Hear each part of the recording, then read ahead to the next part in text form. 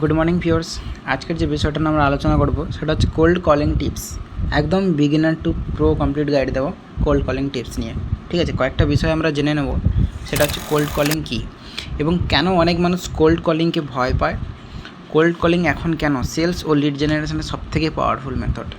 যদি আমরা প্রতিদিন 20টা করে কোল্ড কল করি তাহলে কিন্তু আমাদের বিজনেস কিংবা নেটওয়ার্ক মার্কেটিং গ্রোথ অনেক গুণ বেড়ে যাবে।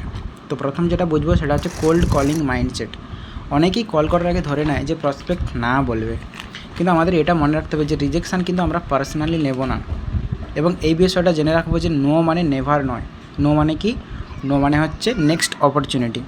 এবং কোল্ড কলিং একটা যে নাম্বারস গেম, কোল্ড কলিং একটা নাম্বারস গেম। ঠিক আছে, আমরা যদি 10 জনের সাথে কথা বলি সেখানে যে 8 জন না বলতে পারে এটা আমরা জানি, কিন্তু তার মধ্যে যে 2 জন হ্যাঁ বলতে পারে তারাই কিন্তু আমার বিজনেস পার্টনার কিংবা কাস্টমার হতে পারে। এরপরে যেটা জেনে নেব সেটা হচ্ছে কল করার আগে প্রিপারেশান। ঠিক আছে, তার নাম জেনে নেব এবং তার প্রফেশন কী, চাইলে তার সোশ্যাল মিডিয়া প্ল্যাটফর্মগুলো বা প্রোফাইলগুলো দেখে নিতে পারি।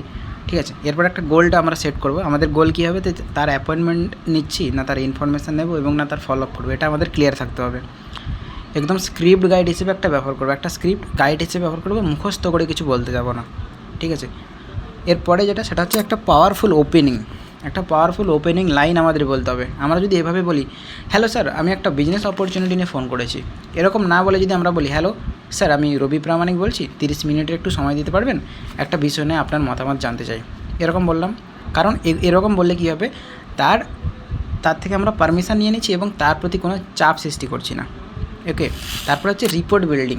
ঠিক আছে, মানুষ কিন্তু প্রোডাক্ট দেখে আসে না, মানুষ কিন্তু মানুষকে বিশ্বাস করে আসে।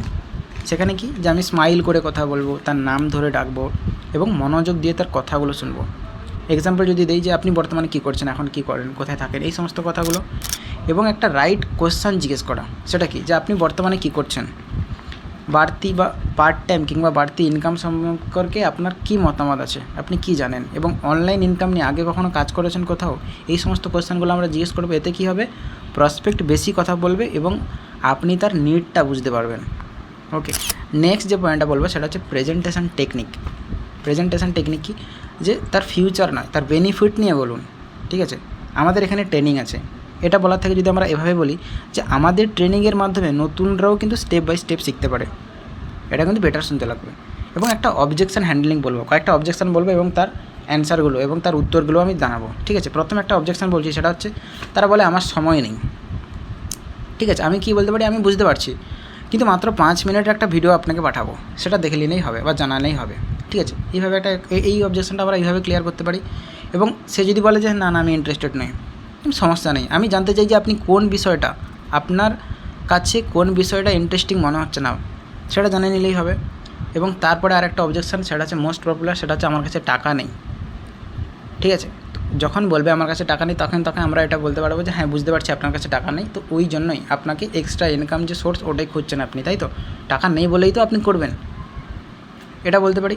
এবং একটা ক্লোজিং টেকনিক দেবো যে কল শেষ করার ক্লিয়ার একটা নেক্সট স্টেপ, সেটা কি যে এটা তাকে বলতে পারি আজকের সন্ধ্যে 7টায় বা আজকে সন্ধ্যে 6:30 আমাদের একটা হবে, মানে একটা মিটিং হবে, কিংবা সেটাতে আপনি জাস্ট 2 মিনিট কিংবা 5 মিনিট জয়েন করুন, আপনার পুরো ব্যাপারগুলো ক্লিয়ার করে দেওয়া হবে। ঠিক আছে, যেমন আমি হয়তো এখন একটা ভিডিও পাঠাচ্ছি, ওই ভিডিওটা দেখে আপনি আমাকে একটা ফিডব্যাক দেবেন। ঠিক আছে, ক্লিয়ার। এখন আমি এই কাজগুলো তো বলে দিলাম, এইভাবে আমরা কোল্ড কলিং করতে পারি। তো সেই কোল্ড কলিংয়ে আমরা কয়েকটা মিস্টেক করে থাকি, তো সেই মিস্টেকগুলো কী, কয়েকটা কমন মিস্টেক আমি বলবো।